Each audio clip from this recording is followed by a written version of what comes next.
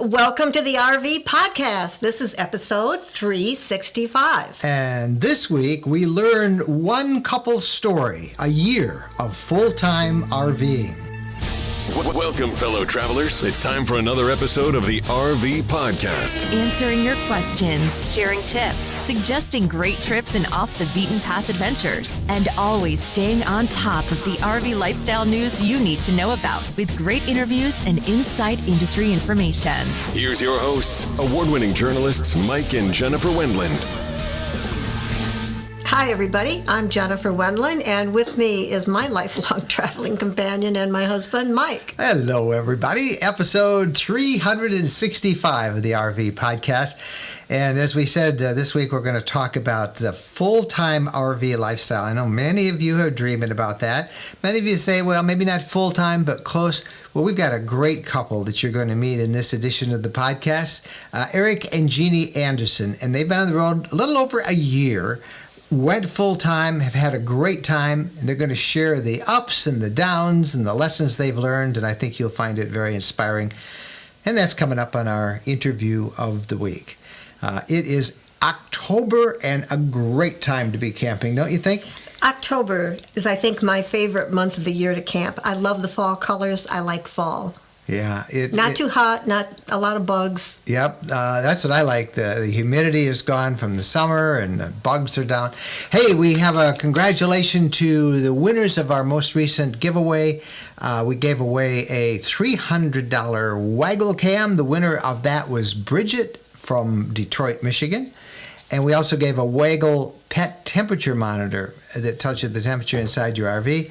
And the winner of that was Chad from Earlysville, Virginia. Congratulations to both. We do those giveaways usually a couple times a month. And they were really lucky because weren't there like 10,000 people? Yeah, who put their names in? nearly 10,000 people entered the sweepstakes. So a lot of people have pets. And we've been announcing them on Sunday nights on our Ask Us Anything live stream. So tune in there. We'll have the next one coming up very soon.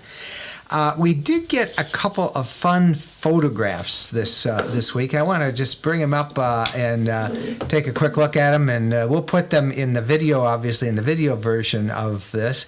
The first is sent by Heather Tapafera, and it was under RVing Tips, and it was what she saw in a Walmart parking lot as a towed to a Class A, an older Class A. It was a helicopter. A helicopter. No, you don't see that every day. No, you do not see somebody towing a helicopter.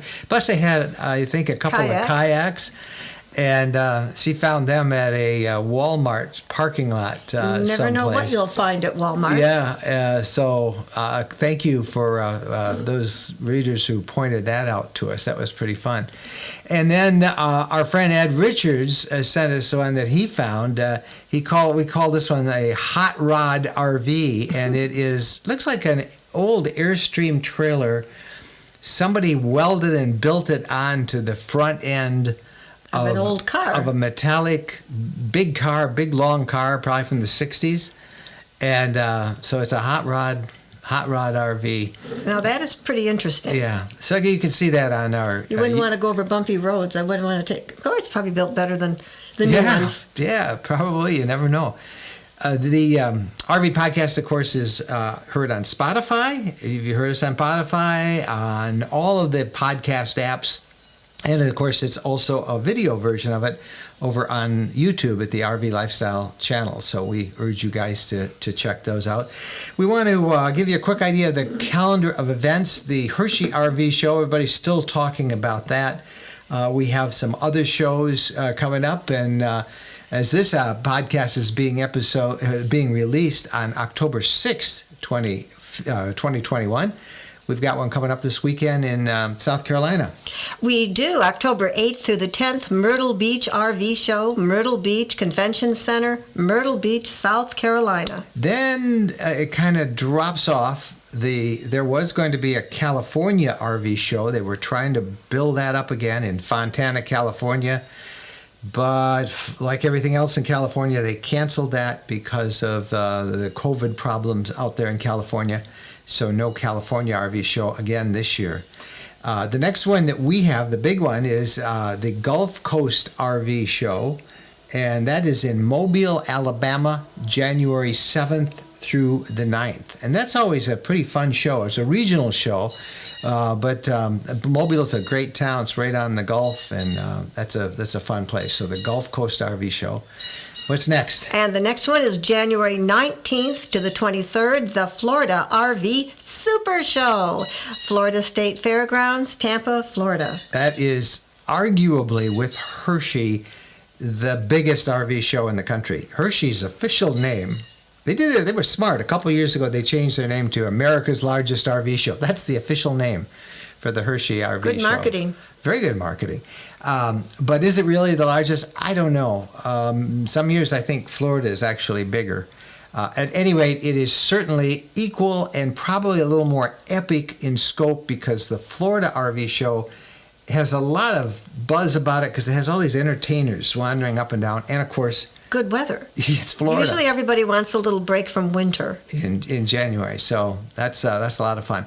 And then also in January, coinciding with the end of the Florida RV Show, but this one out in Arizona, it's the annual Quartzsite RV Show, and that is January 22nd through the 30th. That's a huge event. As you know, Quartzsite is a mecca for RVers who love to escape the winter and boondock in the desert. And Quartzsite gathers tens of thousands of them, and that's a big show. And that's January 22nd through the 30th. I think everybody needs to go to Quartzsite at least once. Yeah, it is. It's a happening. We're debating. We've got a decision we have to make. We usually do a winter camp out in January. We always like to go to the Florida RV Show, and we would like to go. We've been invited to even do our podcast from the Quartzsite show. So I'd like to be all three, but you can't. So we may give up the winter camp out. We may give up Tampa and just go to Quartzsite, or we may just go to Quartzsite. We don't know yet. Or may go to Tampa. Yeah, I'm sorry, go to Tampa. So we don't know. I We wish don't know we could what do we're all doing. three. We never know what we're doing. Yeah, but that's And then even if we knew what we were doing, things could change. Things always do change, right? Yes. Yep. All right. Hey, when we come back, we're going to talk about what it's like to go full-timing and a year of travel, what it's been like for a couple that we got to meet on one of our trips. We met them. They happened to be camping next to us when we were in Mississippi a few months back. And we've been following them ever since. And we're going to have a lot of fun talking with Eric and Jeannie Anderson. And that's coming up right after this break. Tired of overcrowded campgrounds, competing for reservations, paying high fees for sites? Well, ownership is an emerging trend in RVing that might be right for you. Jennifer and I visited the Landings, a lakefront community just west of Nashville, Tennessee, that offers incredible lakefront RV properties up to 70 times the size of typical RV lots with frontage on the biggest lake in Tennessee. We loved it. The scenery is breathtaking, and you own it outright. Not a timeshare. Your property, your way. You can have your own private dock. You can landscape, garden. They're pet-friendly. It's gated and secure with high-speed internet. There's even free RV and boat storage. A wonderful place to make your home base. No more calling around for reservations. It's ready whenever you want. Dockable lakefronts starting at only $59,900. There's financing and big discounts on multi-lot packages. For information, visit rvlakes.com. That's rvlakes.com. When we're on a road trip, we always seem to find a way to stop at a Camping World center. There are over 225 Camping World locations across the country, and there's always one close by when we need parts and accessories for our RV or just want to shop. In fact, we have so much fun with Camping World, and as we talk about it as one of our sponsors, they have agreed to offer a 10% discount if you use the coupon code RVLifestyle10 when you buy $99 or more in merchandise. You'll find everything you want, from outdoor furniture and appliances, the ones you see us use in our videos and that we talk about here in the podcast. RV extras that include everything from camping chairs to fire pits, electrical accessories, must-have gadgets. Check them all out. And again, don't forget, use the coupon code RVLifestyle10 when you visit campingworld.com. Welcome back to the interview of the week, and I know you're going to like this. This is a couple and their dog Hershey that we met when we were camping. They were right next door to us. We went out for dinner, and we enjoyed getting to know them, and we're all going to enjoy getting to hear their adventures. Yep. They quit their jobs, retired from them, although Eric dabbles a little bit in his business, as he'll explain. But they have a life now on the open road. They have the cutest dog you've ever seen, and a great little RV. And Eric and Jeannie Anderson are our guests on the interview of the week.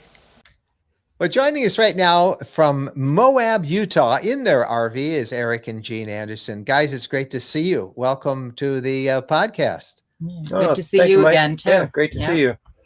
Now, I mentioned earlier that we ran into you guys, camped next to you. We met you back in the spring in over by Natchez, Mississippi, and got a chance to get to know you a little bit. And then we've been following you on our Facebook group. So many people, as you probably know, want to be in your shoes and live the lifestyle you have been. So after you began this, you've been a little over a year doing this. Is it worth it? Any doubts? Absolutely. Nope. Yes. Yep. I always tell people that we have zero regrets so far. Yep. Wow. And I was nervous. I was really, if anyone, listened to, I didn't know if this was going to work out, but I'm telling you, no regrets. No regrets. Well, let's start with the backstory. Tell us about yourselves and how this all came about, this life of full-time RVing. You can, you're his boss. Okay. His boss had said, go ahead. Well, I've been in human resources, vice president of human resources for 32 years. And Jeannie's been a registered nurse and a nursing supervisor for decades as well. So I worked in the assisted living industry. And gosh, I guess it's going on more than 5 years ago now. My boss, Mary Ellen, and I were talking one day at the end of a pretty grueling day. It was just one of those tough days. And she said to me, Eric, you know what we should do? We should just buy a Winnebago and travel around the country and just forget all this stress, So we laughed about it. I went home. I told Jeannie what Mary Ellen had said, and we laughed. And then Mary Ellen said it like 2 more times over the next couple of weeks or so. And I mentioned to Jeannie that Mary Ellen had said that again about buying an RV and traveling across the country. And Jeannie said to me, Eric, do you think that's something we could do? And I said, I have no idea. I didn't even know, we'd never had an RV before and didn't know anything about it. Didn't know it was a thing to travel full time. So started doing some Googling and researching, and found you and Jennifer and many other full-timers out there, and found that it's a whole community, and it sure was a thing. So the more we talked about it, the more we got excited about it, and we made the decision that that's what we wanted to do.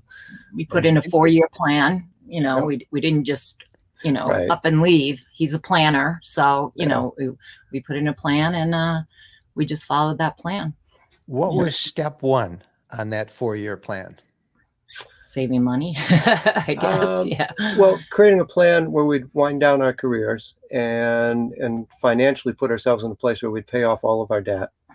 And interestingly, we had planned on waiting to buy the motorhome until about a year before we left, and we were going to buy like a 3-year-old used motorhome. But then we kind of made the mistake of going to the Hershey, Pennsylvania RV show. It wasn't a mistake, was it? Ultimately, yeah. But we went just to look, right? And because we'd never really. I've heard this story before from other people. And we see what's happened. Yep. We thought we knew what we wanted for 3 years down the road. But we went to the Hershey PA show, and lo and behold, the next morning we woke up in the Hotel Hershey, and we had a purchase order in front of us. We just buy an RV, yeah. We buy an RV. Turned out to be the best decision ever because we had it sooner rather than later. We made some great memories with our grandkids. Yeah, that was one of the things that the grandkids got to come with us on the island, and they enjoyed it so much. And then we bought a brand new one. And then this way, he did a lot of safety issues in the RV. So we knew exactly. Yeah, exactly. And he knew we didn't have to worry about what other people did to the RV prior to us buying it. So this is the one that you bought in Hershey that you're in now? Correct. Mm-hmm. Right. And why don't you describe that to everybody? Oh, it's a Thor Motor Coach Windsport 29M. So it's 30 feet. And we specifically chose the 30-foot mark so that we could make sure we could get in any site restrictions, especially national parks, state parks, and places like that. And that's actually paid off for us, the length. So it's not too big. It's not too small. And we tow a Honda CRV behind us as well. And you were able to use this, Jeannie, you said, with the grandkids. You were able to kind of learn a little bit of RV. 3 years of having the grandkids come with us on, most on the island, definitely on the island. That's where they're, well, I have 6. When you talk about the island, you're talking about where you used to live. So Long Island. Yep. Yeah, Long Island in New York. Yep. Yeah. So and it gave us an opportunity to see if we thought we could actually live together in 240 square feet without going crazy. We get along pretty well. Yep. So that was step one, is getting yourself ready for it, and then buying one. Walk us through the other steps of your plan, your 4-year plan that was really only 1 year. But, what were some of the other things that you did to prepare yourself for this? Yeah, just a ton of research. I mean, along with doing the modifications for the RV, putting a solar system on the roof and many other things, and a lot of safety features, just doing a lot of research about what it would be like potentially to live full time in an RV on the road going around the country, because neither of us really had a clue. No. So we watched an awful lot of YouTube videos. Visited a lot of websites, Facebook, joined a lot of Facebook groups as well. So the time came a little over a year ago to do it.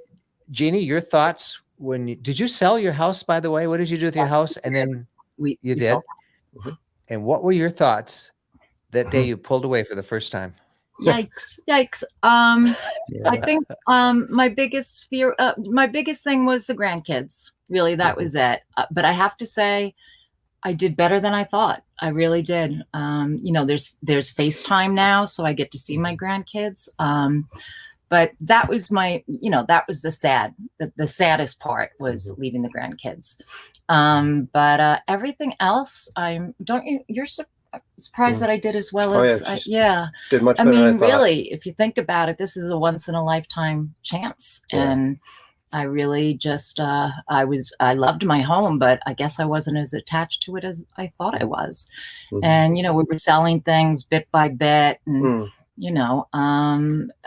I was sad, but really just grandkids. But I FaceTime them all the time. My granddaughter just came in May, I think it was. When was it? When we went to Colorado to visit my cousin. She came. We flew her down with my sister and my brother-in-law, and they came to visit. And the memories are priceless, totally priceless. What were some of the early lessons that you learned about a life of full-time RVing? Definitely not to rush. And that's good. And that's where, us having a 4-year plan and doing all that research with folks like yourselves helped out a lot, because we had heard that a lot of folks who jump into full-time RVing, they just go and see so much, and it can get exhausting. So we made up our minds early on that we wouldn't before we do even that. left. We were, we said, it's not a vacation. It's our lifestyle now. So let's take our time. And we set a pace that was comfortable for us. I think so too. I really do. So that helped a lot. Just describe that pace. And as you do, walk us through some of your travels and memories of the past year and the things, the setbacks and the good part and the bad part. Yeah. Wow. Give us a real picture of it. Yeah. Well, a lot of people make suggestions as where they thought we should go, and you can't miss that. And it was like, okay, we're gonna have to miss some things because we just don't know. I guess the very first place that we really took our time with was Michigan. And that's one of my favorite places, Mackinac Island. So when we thought about places like that, the Upper Peninsula, we took like a month. We put that in as a month. And other places, we thought, okay, we don't need to see something in another state, whatever. So places like that, we took our time with. And so we usually when we're going to take our time somewhere, it's going to be at least a month. Other places, a week or two. And then there's other places that was just a night to get us through. But so that's how we kind of planned it. And Michigan was definitely one of my favorite places. Yours too, yeah. Mm-hmm. The Upper Peninsula, and So when we really felt like, okay, this is a place we want to stay a little bit longer, we usually make it a month stay, and that's how we. Where have you been? Where have you been now in this past year? We know you went to Michigan, and I know you went to Mississippi because that's where we ran into you. And I think you were coming to Mississippi from Florida, if I remember right. Yes, that's where we. Yeah, correct. That's where we stayed for the winter. Yeah, because we started off, in Long Island. We went up into New England, and crossed over and went up into Michigan and all, and then and then we just kind of did this route down south until we headed into Florida and spent some time in Florida. We have some relatives and friends there. And then we ended up spending almost 3.5 months, almost 4 months in Destin, Florida, on the Emerald Coast. It's another place where we are all the time. Yeah. So we enjoyed that. I have an old high school buddy, and his wife lived there, and he actually owns a Ben & Jerry's ice cream shop there in Miramar Beach, Destin. And oh, really? I have had ice cream there. Yes. Okay. Well, that's my buddy there. Greg. He gave me a job. Greg worked. Jeannie worked there over the winter, and she was a scooper. Oh my goodness. So then you went up, and you've been all out in the West, I know. Yeah. Well, actually, one of the things we like to say, Hershey has actually sniffed, peed, and pooped in 31 states so far. Oh, and we didn't tell him about Hershey, the name of your dog, Hershey, named after the Hershey. Yeah, yes, everybody's got to meet my granddaughter named him. My granddaughter named him when we said we were going to get a puppy, which was a couple of years prior. And I said, "What do you want to name him?" And she flat out said Hershey. And that was Ladies and gentlemen, meet Hershey. And we got him from. Well, did we get him from Hershey, Pennsylvania, or no, but he was Pennsylvania. Yeah, Pennsylvania. Yeah. And what kind of a dog is Hershey? Hershey's a Cavalier King Charles Spaniel. He's 2.5.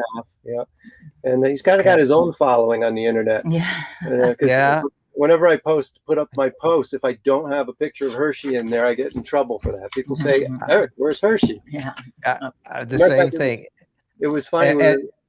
We were in Bryce National Park, and from behind me, I heard somebody yell out, "Is that Hershey?" Yeah. And I turned around, and this couple were part of the same Camping Cavaliers Facebook group.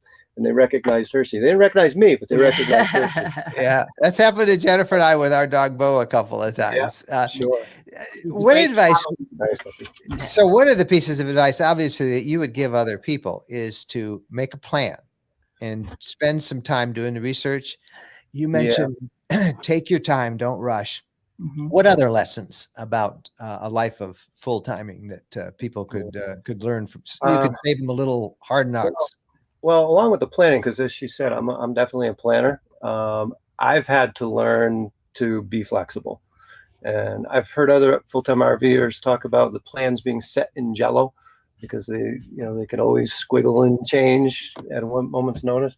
So I've had to become much more flexible and learn how to go with the flow more because things don't always go as planned when you're on the road. Well, can I just tell him about the situation with Yellowstone and stuff? Yeah. I'll tell him. Yeah. Okay.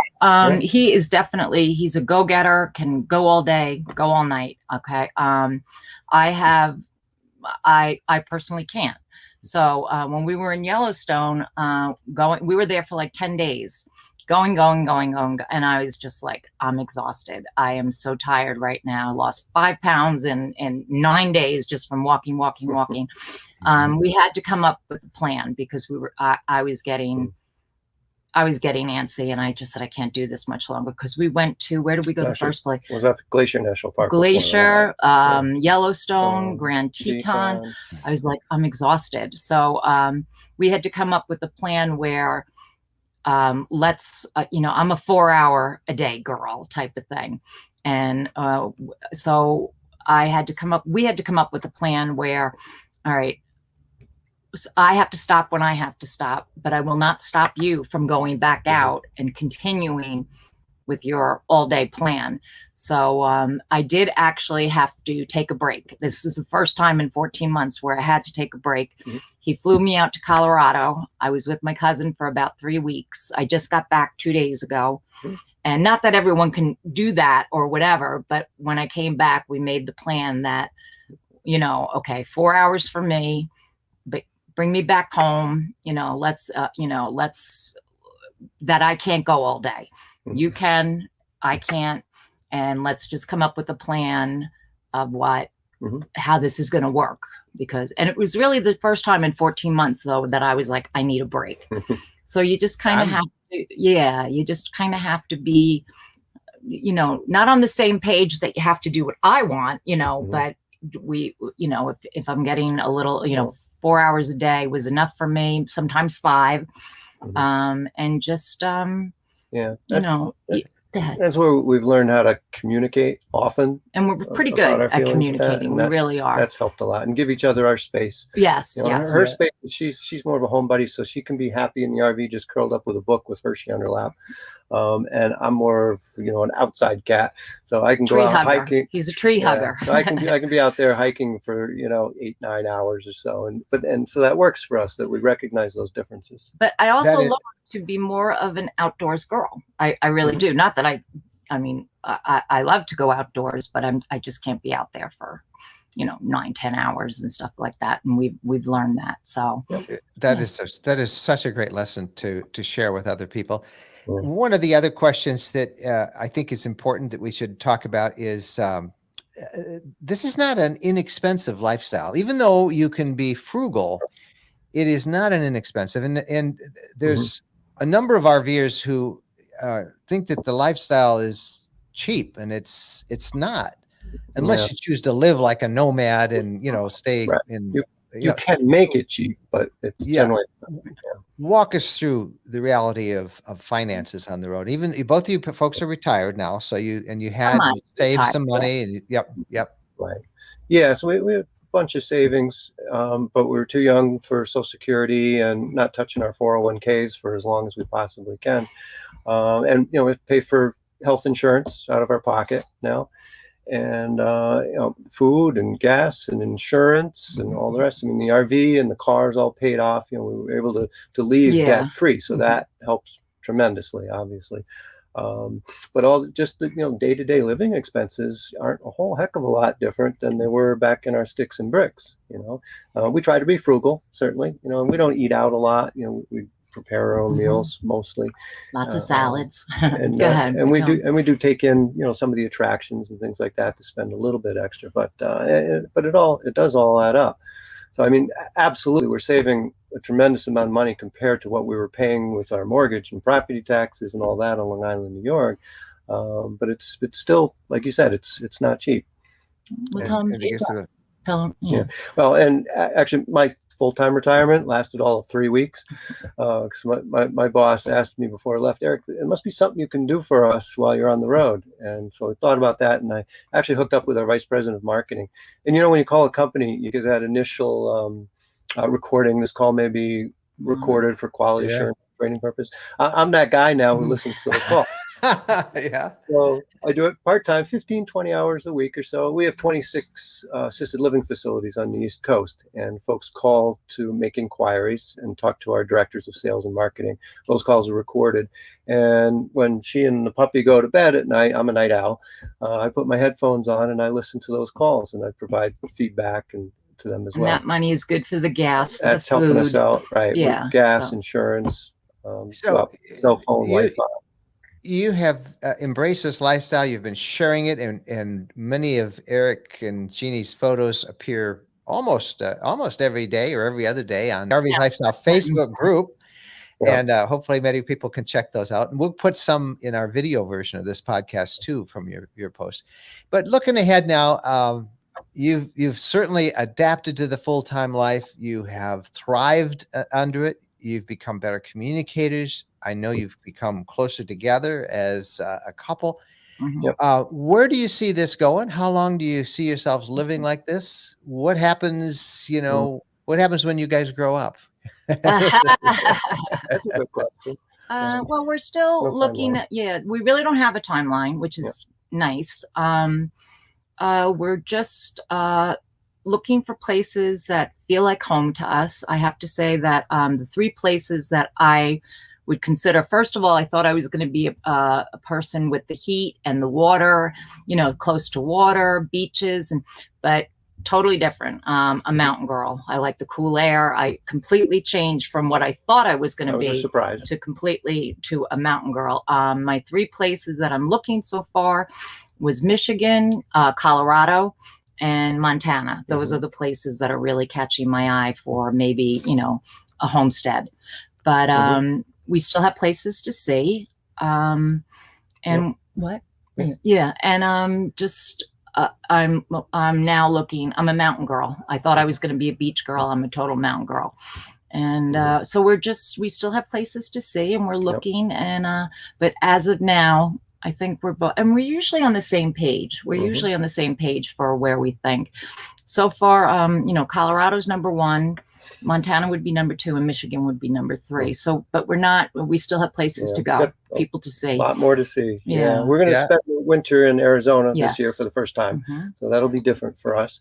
And then next year, we're going to work our way up the West Coast and then maybe across Canada and back to the East Coast. And all along the way, as Jeannie said, we've been kind of taking a look at places to evaluate them to see if there might be some place that we want to settle down again someday. But we might be snowbirds. We might, one Thinking place, of that. Colorado in the summer, and see where we'd want to be in the wintertime. So. Well, what a great story and great inspiration for so many people who are thinking about it's just crazy out there. Let's see if there's a different way to live. And Eric and Jeannie Anderson have shown us that there is. And life is always better with a dog, isn't it? Oh yeah. Absolutely. Yeah, it is good. So keep posting pictures on our Facebook group. We will put the link up to that.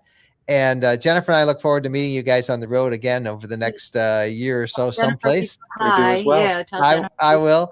Yeah. And people can get a hold of you guys. They can see your posts on the RV Lifestyle Facebook group, and it's great. Keep posting them. We've just so enjoyed your year of full-time. Thank you. Eric and Jeannie Anderson, thank you for spending time with us. Yep. All right, great. Thanks, Mike. Take Bye. care. Man, that looked like so much fun. How can you resist that? Go for it.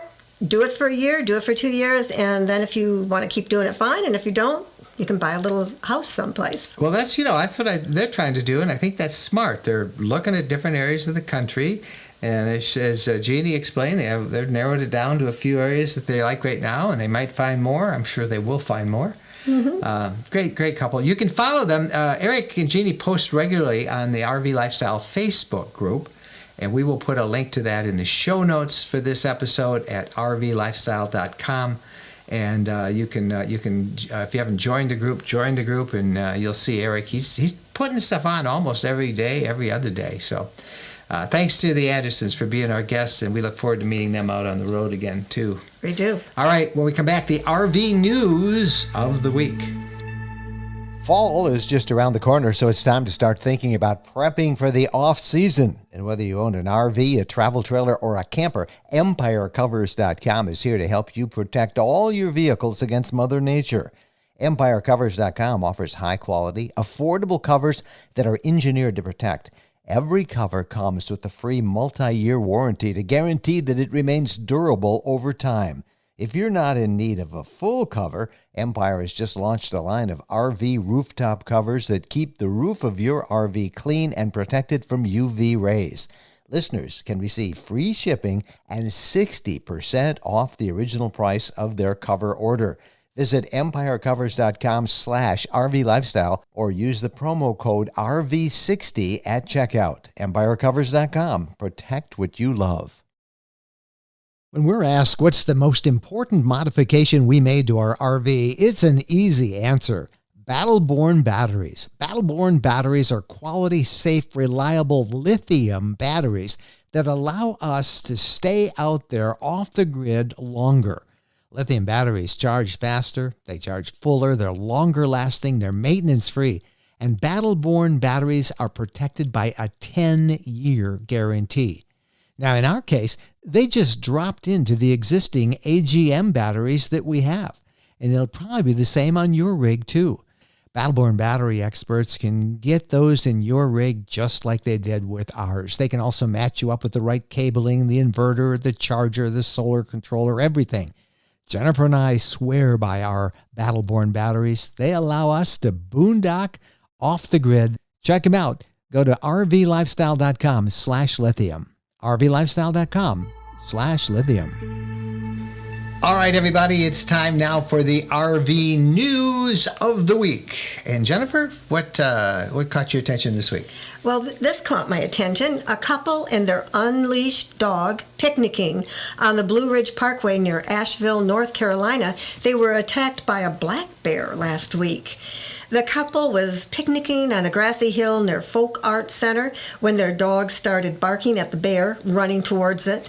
Park officials believe the unleashed dog running toward it is what led to the attack on both the dog and the couple. That's why dogs are not welcome in many of our national parks and almost always prohibited on the trail, because a dog sees a bear or wildlife and they want to protect their humans, or it's just their natural predator instincts. They're going to go after it. That's obviously what happened here. What happened to the couple? Well, the couple, fortunately, and the dog were able to get into their car, and they drove to a local hospital, and they were released. So they were treated, and they were released from the hospital. And because of this attack, the officials had to close the trail near the Folk Art Center, and they were searching for the bear. And when they find it, it will be put down. And you got to remember that the bears are gorging themselves before they hibernate. So it's very unusual for a black bear to attack people. Mostly it's grizzlies. Yeah. Grizzlies are the ones that cause the problem. And there's a difference in how you respond. You know, grizzly, you're supposed to back away. But the black bears, good luck, because there's not much else you can do. They're so big. Yeah, the black bears, you're supposed to fight back, make lots of noise, make yourself try to look big, and try to scare them away. Best thing, always have bear spray. Yes. Bear spray is more effective than a firearm. And your dog has to be on a leash. Yep. I mean, the bears are eating before they hibernate. They're hungry. Yep. And I don't know what they were eating. It might have smelled good, too. Keep your dogs leashed. Yes. All right. Here's a caught my eye. This is our RV industry story. This is Thor manufacturing giant. They're the largest RV manufacturer in the world. They announced their 2021. They said it's the most profitable year they've ever had. No surprise there, I guess, because of the pent-up demand for RVs. Their net sales it's just staggering, $12.32 billion, and that's up 50.8% from 2020, and 2020 was a record year. So that's their net sales. Now, you might wonder how much do they make in profit on it. Well, that's where they set their record for profit. Their profit after everything last year was 600. This is for 2021. Their fiscal, it just ended their fiscal year. It just totaled their profit for this year, 2021, totaled $659.9 million. And you know how much that is percentage-wise? It's up 196% over the record profit they had in 2020. And it's interesting because Bob Martin, the CEO of Thor, said earlier this year that because of increased demand issues and supply problems, the dealers aren't going to have fully restocked inventory until 2023. So despite that, they're doing well. Thor makes, under many different manufacturers, but the Airstream brand, Jayco, Heartland RV, Dutchman, Integra, Tiffin now, Keystone, many more are all under that Thor corporate banner. So the RV boom is continuing. I wonder if there will be a letdown when the borders are open and people start going back to cruises and I don't know. Other countries, but I don't see that happening for a while. Shows no signs of letting up, does it? Yeah, who knows when that's going to happen. All right, what else we got? All right. Last week, there was a couple of stories about search and rescues at national parks for missing hikers. One was at Big Bend, and the other was from Zion. Luckily, the stories both had happy endings. The Big Bend missing person was found after 16 hours of searching, and the Zion one was found after being gone for 5 days. Wow. But, sometimes these stories don't have happy endings. Many times they don't. And, you got to brush up on your hiking safety. And got us thinking about a story that we did a while back, but we had some tips from a hiking expert. Yeah, and a couple of basic ones. One, never take a hike, no matter how short, without telling somebody where you're going. And the smartest thing to do is where you park your RV at the trailhead, write it down. Hey, Jennifer and I are off hiking Trout Lake Trail here at Yellowstone. We should be back in a couple of hours, and write the time on it and the date. That's a big help to everybody. And then, the other thing is make sure you have enough water, that you have a map with you. A paper map. Because your cell phone can die. It's nice to have your cell phone, but print it out or get a paper map. We all should carry more paper mats. What about a little flare? A flare, I guess, is this stuff you got to carry around, more stuff, and I didn't know if it there's could a cause a little one. fire. Yeah, that's true. Burn down the forest. They'll find you. Your charred remains. But paper map, tell everybody where you're going, and put something in your car. That's good. I found a great story that I wanted to talk about, and it relates to what we were talking about a lot this summer and even early now in the fall about the fires out west. And we've been reporting about those devastating fires and what they're doing to national parks and campgrounds and air quality. But we heard about a rather unusual solution in Colorado. Yeah, in Colorado, they should win some kind of prize for thinking of an innovative way to prevent forest fires. They're getting goats. They're getting farmers to bring their goats out and put them in areas where that are at risk of burning, and sounds like a great idea. You put a big herd of goats out. They eat all of the noxious weeds. Goats will eat anything. Yeah. And those fire hazardous shrubs, they'll level that. They put those out there, and I guess they eat the plants. They poop. And then they trample their poop in the ground, which improves the soil. Mm-hmm. And they think that will reduce fire risks and it'll permit more native plants to go. Right. So the Bureau of Land Management in Colorado deserves a round of applause. Yeah, I think. We'll see. But interesting approach. Mm-hmm. And we'll have to see where that goes.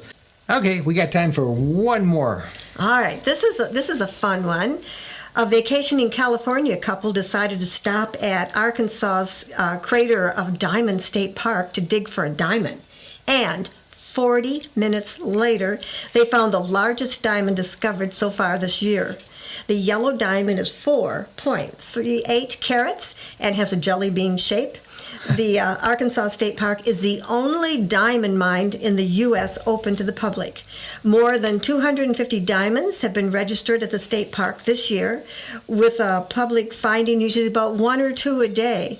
And this is one place, Mike, I want to go. Yes, I think every year for the past 6 years that we've been doing this podcast, we're reporting at least one of these stories. But 4.38 carats. I think that'd be hard to carry on your finger, wouldn't it? Oh, it would just be fun to find a diamond.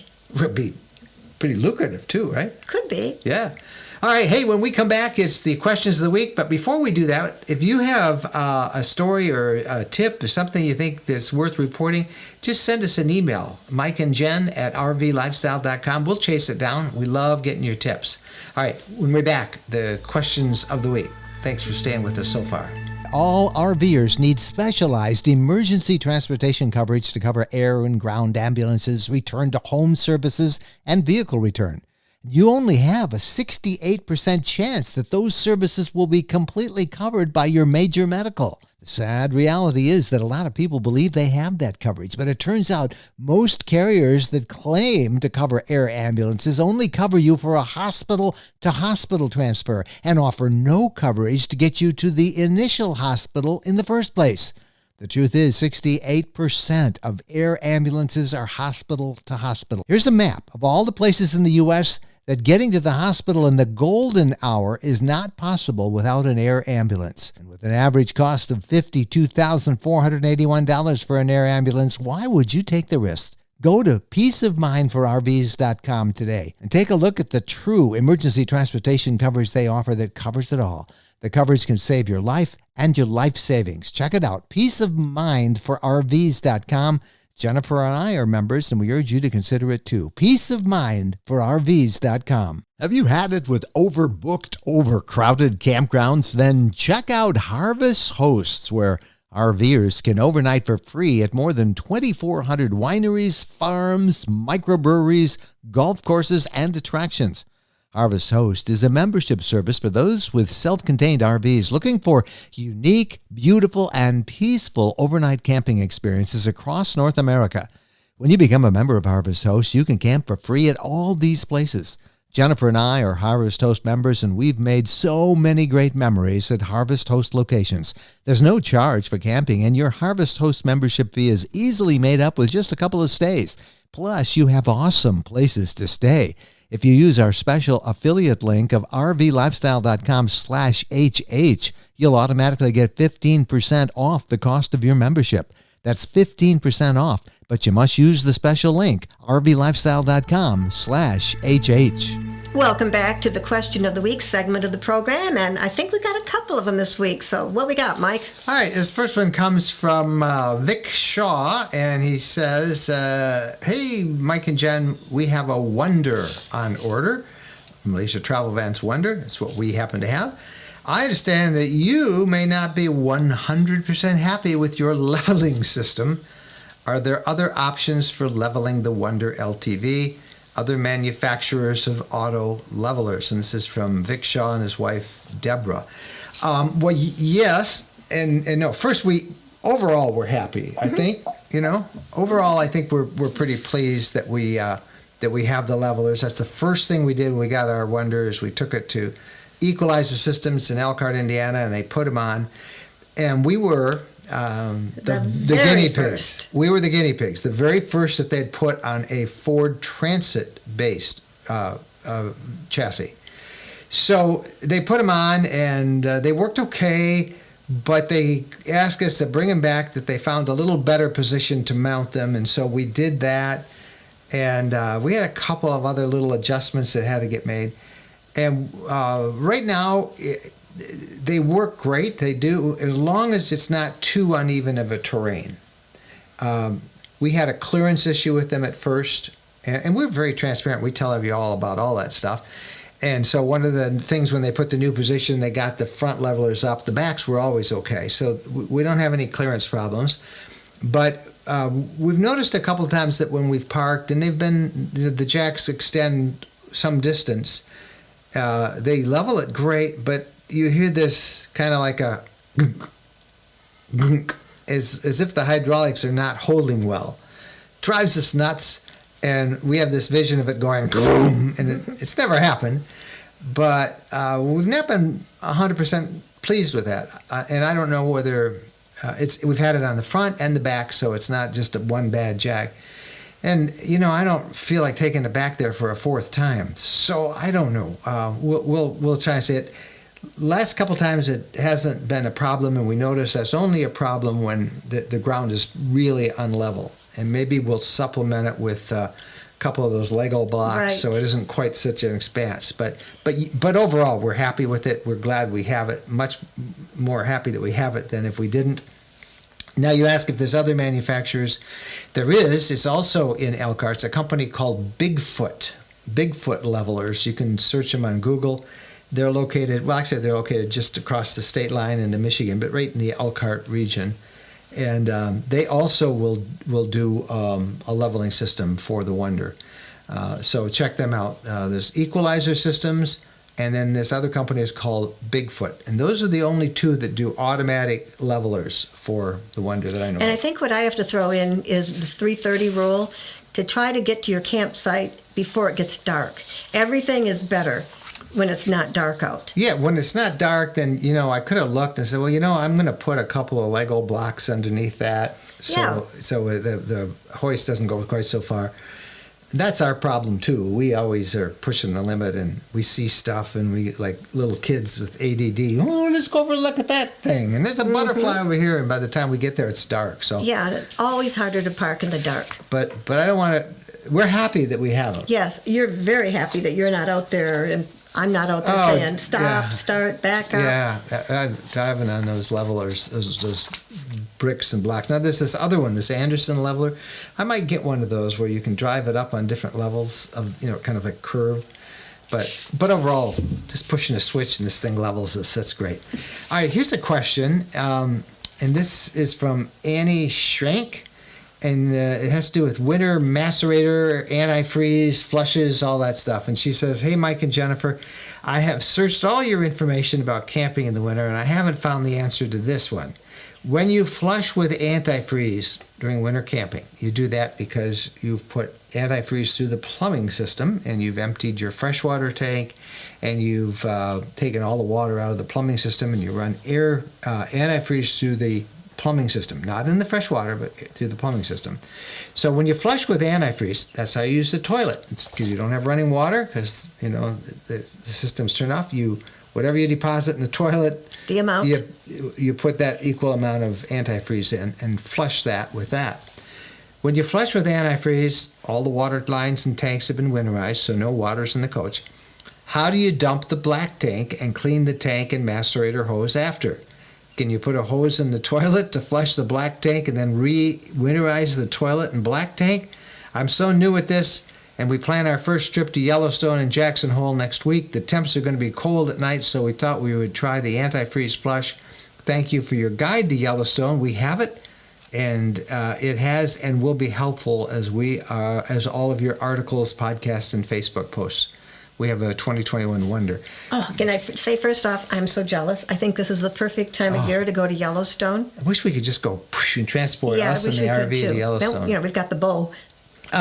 One, I don't think you're going to need to winterize right now. If you're out at Yellowstone now, and as this episode is released on October 6th, yes, it might get in the upper 30s. It might even get just to freezing, but it's not going to stay there long enough to do any damage. So if I was there, I would not have winterized at all. But let's say you're going to go camping later when it is prolonged sub-freezing weather. And by prolonged, I mean over 5, 6, 7, 8 hours, so that water on the ground will freeze. That's when you want to have antifreeze in your system. But you never have to worry about flushing the black tank, because the only thing in it is antifreeze and your waste. So you can find any place that has an RV dump, like at a truck stop or an RV center, and you can empty your black tank right there, just like you would in the summer. It'll all come out, because the antifreeze kind of makes it slushy. It won't freeze. So don't worry about that. But don't put water down there. Don't put water. No water. Just whatever antifreeze you've used to flush it, and then you can empty it. Frankly, if it's just a little bit, it doesn't even hurt to leave it in there for a while, and then just empty it as soon as you get someplace warm. But you never have to put water in it. So those are our 2 questions that came in by email this week. You can send us a question by just writing us at mikeandjen@rvlifestyle.com. We love getting your questions. And we should tell everybody that we want to get video questions too. Use the smartphone. Yeah, just look at yourself, turn it around, and talk to your phone, and go for it. Send it to us. We love hearing you and seeing you. Yeah, it makes us feel like we're, in a live event, or we're together or around a campfire. So send us those questions. Again, our address is mikeandjen@rvlifestyle.com. It's time now for another fun part of our program, and that's Hidden Campground Gems with Mark Koepp. And Mark, of course, is with campgroundviews.com, and he is going to take us to a very popular winter destination, and I think you'll find this really interesting. We're going to Myrtle Beach. You ready? Mm-hmm. Here's Mark Koepp. I'm actually not going to take you to one campground. I'm going to take you to a destination, and the reason I'm doing this is that this video, as you can see, it's been posted in the fall, and some folks are starting to plan their winter trips, whether they're snowbirds or vacationers looking to go to winter destinations. And most people are not going camping in Maine or in Montana in the winter. In fact, most people head south. They head to Arizona, Texas, Florida is a very popular one. And because of the amount of new RVers out there, a lot of those popular destinations will be very crowded. And so some of you are probably looking for lesser known hidden gem locations to head to. In our hidden gem, it's actually a very ironic location to call a hidden gem because it's not hidden at all. In fact, in the summertime, this place literally has hundreds of thousands of RVers heading there every weekend. And that location is located in South Carolina, and specifically it is the Myrtle Beach area of South Carolina. Now, probably everyone that's watching this has heard of Myrtle Beach, and you've probably heard of some of their amazing campgrounds. There's a campground there called Ocean Lakes Family Campground. On any July weekend, there are 35,000 people at that one location. It's a massive park, right? It's got 3,000 sites, but 35,000 people will show up at Ocean Lakes Family Campground. And there's a number of big resorts, and there's some smaller locations too. But the reason I share this with you as a hidden gem campground or a hidden gem location is because Myrtle Beach, after Labor Day, is basically like this photo right here. Empty. There's nobody there. You go there during the winter, you can get a very reasonable nightly rate at these really amazing campgrounds that are located along the beach. Pretty good hidden gem, isn't it? So our hidden gem destination of the week is a location called Myrtle Beach, South Carolina. A number of campgrounds. We'll put a link down in the description below so you can find the one that's right for you. But if you're looking for a winter destination that has lots of fun stuff, has restaurants, has shopping, has everything you need, plus direct access to the beach, plus kind of unknowns, there's not a lot of people there when you'll be there. And as an added bonus, I don't know about you, but during the winter, I kind of like cool nights and not crazy warm days. So the weather's a little bit milder here than if you go further south. Plus, you are located nearby to places further south. So Myrtle Beach, South Carolina is our hidden gem of the week. How do you like that one, Mike and Jen? All right, if you want to see what Mark just sent, we put a link in the description below. Follow that link or look in the show notes at rvlifestyle.com and you can click it and you can go right to campgroundviews.com and see what Mark just shared with everybody. And it's so fun to see these hidden campground gems that Mark and his campgroundviews.com service keeps finding for us. Check it out. You can find that one or many others just by browsing around at his site and becoming a member of campgroundviews.com. Well, there we go. That's it for this week. We hope you are out there enjoying this fall weather, but if not, make some plans sometime to get out before it gets too cold and you have to winterize. We'll see you next week. Happy trails.